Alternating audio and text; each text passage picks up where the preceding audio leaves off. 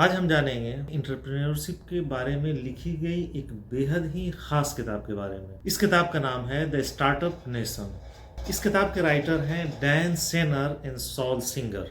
उन्होंने इस किताब में इजराइल के एंटरप्रेन्योरल स्पिरिट के बारे में बड़ी खूबी के साथ में एक्सप्लोर किया है। द स्टार्टअप नेशन इजराइल के आर्थिक चमत्कार की कहानी है।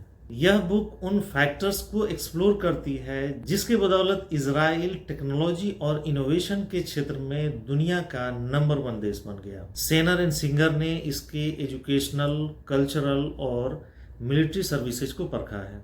इजराइल ने अपने सीमित साधनों और विपरीत परिस्थितियों के बावजूद वैश्विक स्तर पर उद्यमशीलता में सफलता प्राप्त की है। सिर्फ 95 लाख आबादी वाला देश टेक्नोलॉजी और इनोवेशन के क्षेत्र में ग्लोबल पावर हाउस कैसे बना?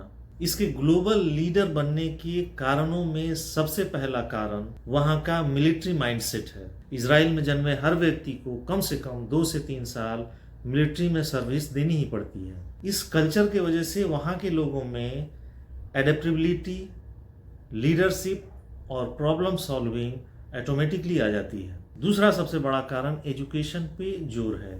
इजराइल में एजुकेशन पे खास तवज्जो दी जाती है। साइंस, टेक्नोलॉजी, मैथ और इंजीनियरिंग पर खास फोकस होने की वजह से वहाँ ज़्यादा स्किल्ड फोर्स तैयार होते हैं, जिसकी वजह से वहाँ की जो पॉपुलेशन है जो इनोवेशन को बढ़ावा देने में सक्षम होते हैं। पर कैपिटा स्टार्टअप इजराइल में सबसे ज्यादा है, मीनिंग सबसे कम लोगों में सबसे ज्यादा स्टार्टअप किसी देश में अगर पाया जाता है तो वो इजराइल है। हर 1400 व्यक्ति पर एक स्टार्टअप इजराइल में पाया जाता है, जो बहुत हाई नंबर होता है। सिर्फ 95 लाख की आबादी वाले मुल्क में 6000 से ज्यादा स्टार्टअप्स हैं। नैस्डैक जो दुनिया का दूसरा सबसे बड़ा स्टॉक एक्सचेंज है, उसमें अमेरिका के बाद में सबसे ज़्यादा कंपनियां जो रजिस्टर्ड हैं वो इजराइल की हैं। और ये कोई छोटी मोटी कंपनी है, $बिलियन की कंपनी जो है जो रजिस्टर्ड है। दुनिया की ज़्यादातर बड़ी बड़ी नामचीन कंपनियों की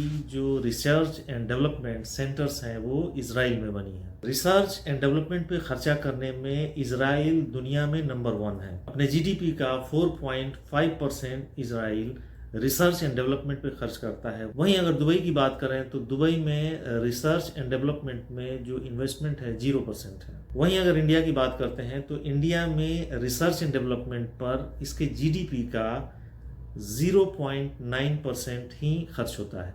तीसरा जो कारण है रिस्क टेकिंग कल्चर।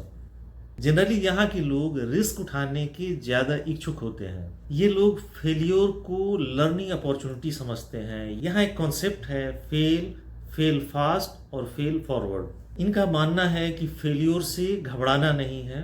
अगर कोई आइडिया काम नहीं कर रहा है तो उसे फिक्स करने की कोशिश करना है बिना टाइम वेस्ट किए, और फिर दूसरे आइडिया की तरफ मूव ऑन हो जाना है। ये लोग फेलियर को एक अपॉर्चुनिटी मानते हैं, ये सीखने और जानने के लिए कि उनसे कहाँ गलती हुई। इन चीज़ों को एनालाइज करके वो आगे के अपने प्रोजेक्ट में इसको इम्प्लीमेंट करते हैं।